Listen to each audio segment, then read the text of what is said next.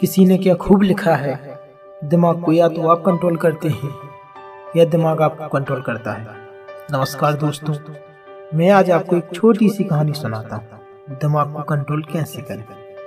गांव का एक लड़का था, शहर आया पढ़ने के लिए।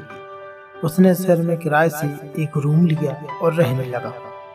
उसकी मकान मालिकिन थी, वह लोगों को पैसे दिया करती थी, लोगों का सामान गिरवी रखती और उस सामान के बदले पैसे दे देती थी। जो वह लोग पैसे नहीं चुका पाते तो यह औरत उन लोगों को परेशान करती और अधिक पैसे मांगती। यही उस औरत का नियम बन गया था।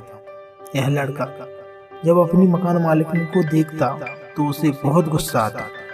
वह सोचता कि मेरा बस चले तो इस औरत का गला दबाकर मार दूं। जब भी वो औरत गरीब मजदूर लोगों को परेशान करती तो यह लड़का देखता, इसका दिमाग खराब होता। यह लड़का उस औरत के मकान में 3-4 साल से रह रहा था। एक दिन लड़के को पैसे की जरूरत पड़ी। पिता उसके बीमार थे, छोटा सा खेत था, उसी से आमदनी होती थी। 2 बहनें थीं, शादी के लिए पैसे थे नहीं। यह लड़का परेशान कि अब क्या करें, पैसे की जरूरत है, नहीं तो आगे की पढ़ाई नहीं कर पाएगा। पिता पैसे देने में असमर्थ थे। तभी उसने सोचा क्यों न यह घड़ी मकान मालिकिन के पास गिरवी रखकर कुछ पैसे ले ले। क्या करें, मजबूरी थी। वह लड़का मकान मालिकिन के पास जाता है और कहता है, मालकिन यह घड़ी गिरवी रख कुछ पैसे दे दीजिए। जैसे ही यह लड़का घड़ी मालकिन को देता है, मालकिन वह घड़ी खिड़की के पास जाकर गौर से देखती लगती है कि यह कीमती है या नहीं। यह देखकर लड़के को गुस्सा आ जाता है और उस औरत के पास जाकर उसका गला दबाने लगता है। धीरे धीरे गला दबाता है, लेकिन जोर से गला दब जाता है और उस औरत की वहीं मौत हो जाती है। वह दम तोड़ देती है, नाक से खून बहने लगता है, मर जाती है।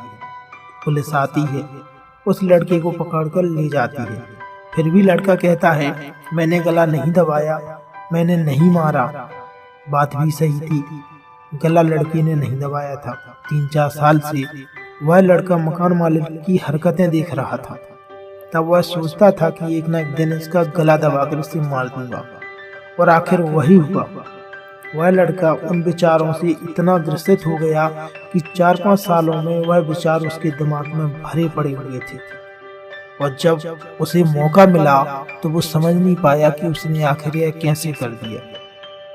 इसीलिए कहते हैं, या तो दिमाग हमें कंट्रोल करता है या हम दिमाग को कंट्रोल करते हैं। मन में क्या विचार आते हैं, अच्छे या बुरे, हमें इन पर ध्यान देना चाहिए।